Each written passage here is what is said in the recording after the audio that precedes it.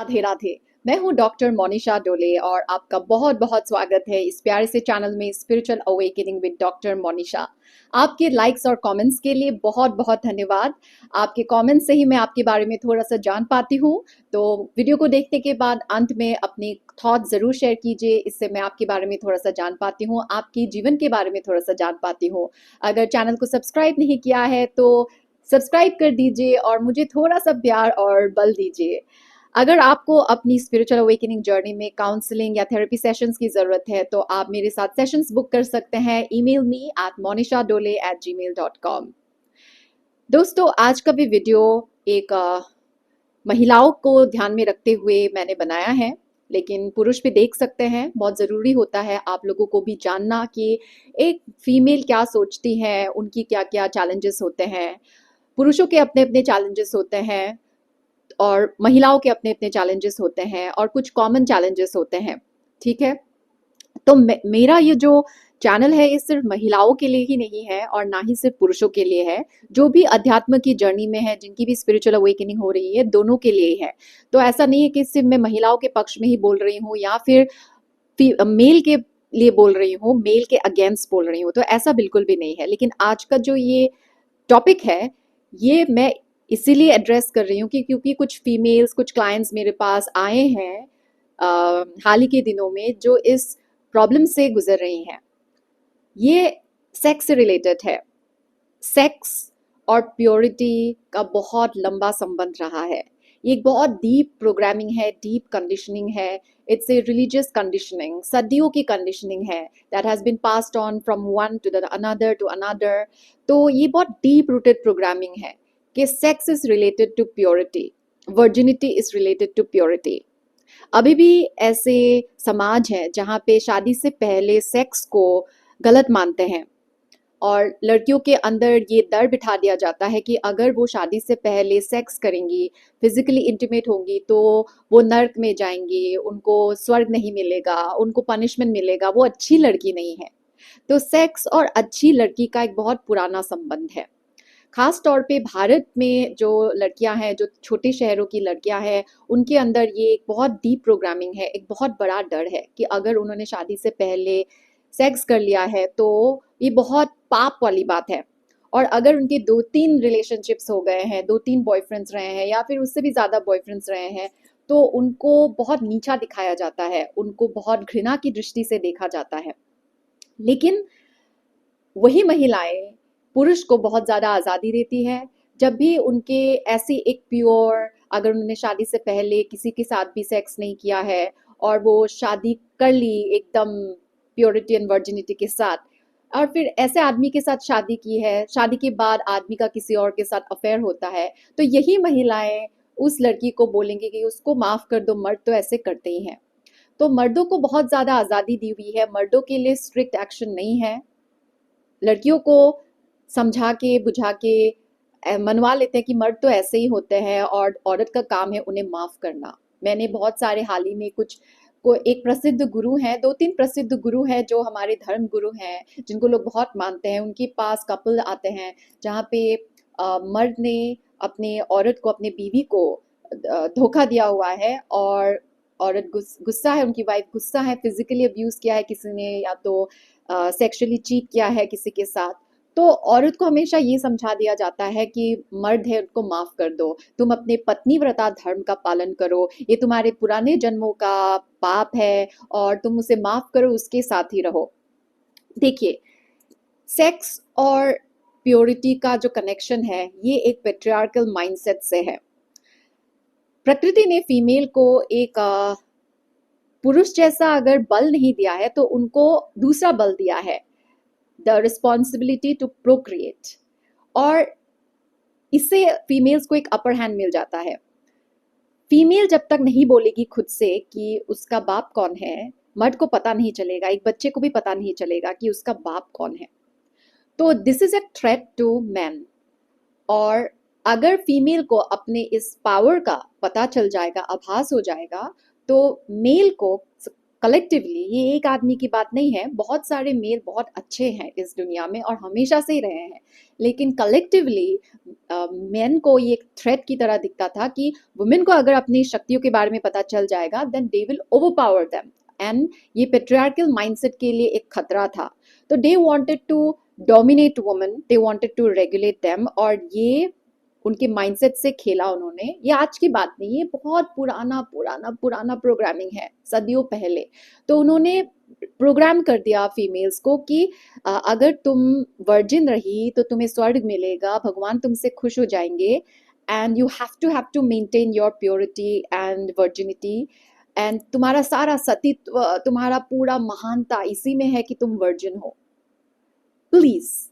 ठीक है, हम अभी 21वीं सदी में है, राइट, और ये लिबरेशन का टाइम है, और हमें अभी पता चल गया है कि हमारी महानता हमारी सेक्स लाइफ से जुड़ी हुई नहीं है। लेकिन इसका मतलब ये नहीं है कि एक महिला को या फिर एक पुरुष को भी किसी के साथ भी सेक्स करना है, लेकिन किससे करना है, कैसे करना है, ये एक इंडिविजुअल पे डिपेंडेंट है, उसके सिचुएशन पे डिपेंडेंट है। इसीलिए एक्चुअल स्पिरिचुअलिटी को स्टडी करना, उसे प्रैक्टिस करना बहुत जरूरी है, अपने आप को पहचानना बहुत जरूरी है। एक लड़की को थोड़ा सा केयरफुल रहना चाहिए किसी के साथ भी फिजिकल होने से पहले, not because of morality reason, not because of religious reason. It has got nothing to do with your purity, it has nothing to do with your सतीत्व या फिर ग्रेटनेस। लेकिन एनर्जी रियल है, आपको नहीं पता कि सामने वाला इंसान आपके पास क्यों आ रहा है, उसका क्या इंटेंशन है। क्या वो आपको प्यार के नाम पे बस उलझा रहा है, ललचा रहा है, उसको लगता है कि अगर आपके साथ मीठी मीठी बातें करेगा, थोड़ा सा अच्छा टाइम स्पेंड कर लेगा, then he will have access to your body. क्या वो आपको एक बॉडी की तरह देख रहा है? तो चेतना में होना बहुत ज़रूरी है, इसीलिए किसी इंसान के साथ थोड़ा वक्त बिताना बहुत ज़रूरी है। आपको टाइम लेना चाहिए, समय लेना चाहिए किसी व्यक्ति को जानने से अपने आप को ऑफर करने से पहले। आपका एक आत्मीय संबंध होना चाहिए before making a physical relationship, क्योंकि एनर्जी इज रियल। जब भी आप सेक्सुअली किसी के साथ इन्वॉल्व होती हैं, फीमेल्स एंड मेल, आप एनर्जीज को एक्सचेंज करते हैं, आप एनर्जीज को एक्सचेंज करते हैं।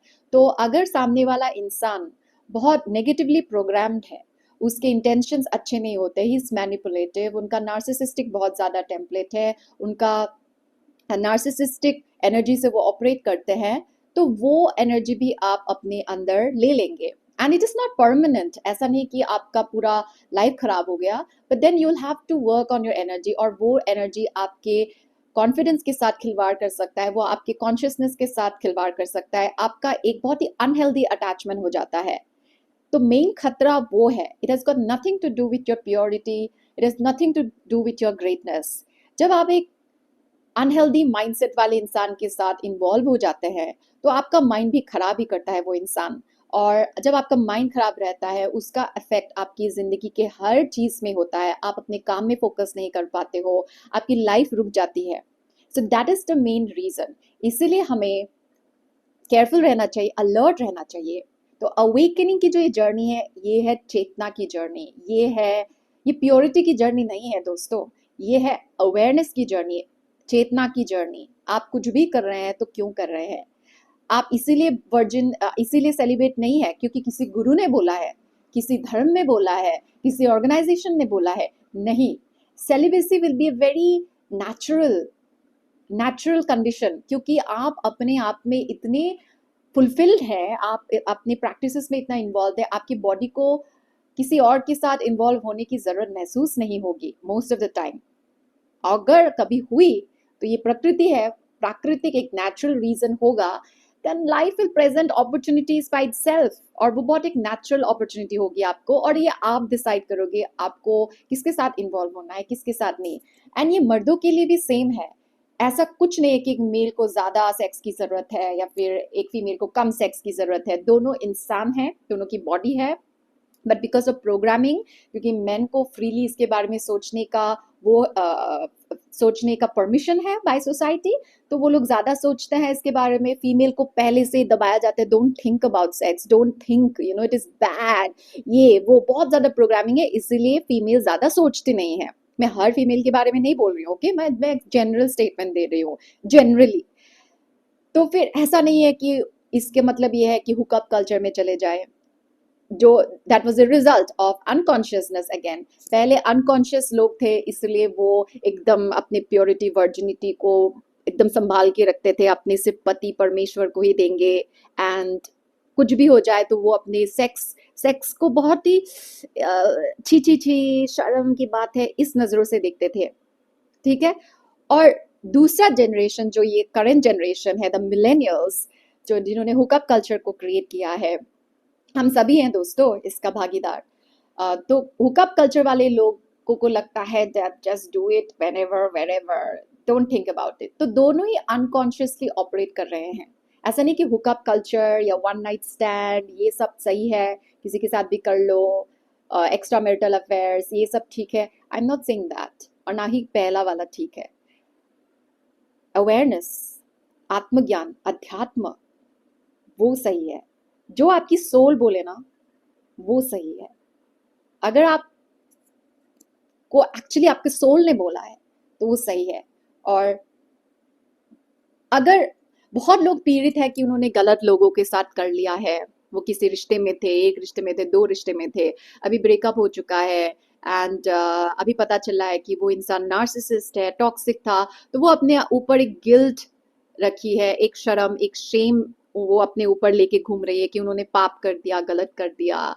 नहीं, उस वक्त आपका इंटेंशन क्या था वो मैटर करता है। क्या आपने किसी को धोखा दिया? क्या आप उसे एक्सप्लॉइट कर रहे थे? आप अपना इंटेंशन देखिए दोस्तों, आप अपना सोचिए कि आपने किस भाव से, किस इंटेंशन से वो एक्ट किया था, ठीक है। और अगर मोह से किया था, लस्ट से किया था, तो वो पास्ट में था दोस्तों, वो पास्ट है। आप पास्ट को कुछ कर नहीं सकते, लेकिन लेसन सीख सकते हैं कि आगे आप ऐसा अनकॉन्शियसली नहीं करेंगी। आपकी बॉडी बहुत प्रेशियस है, आपकी एनर्जी बहुत प्रेशियस है, तो वो सबके लिए नहीं है। मेल के लिए भी ये अप्लाइड होता है, मेल बॉडी भी सबके लिए नहीं है। मेल सेक्स की मशीन नहीं है कि वो किसी के साथ भी करते रहें।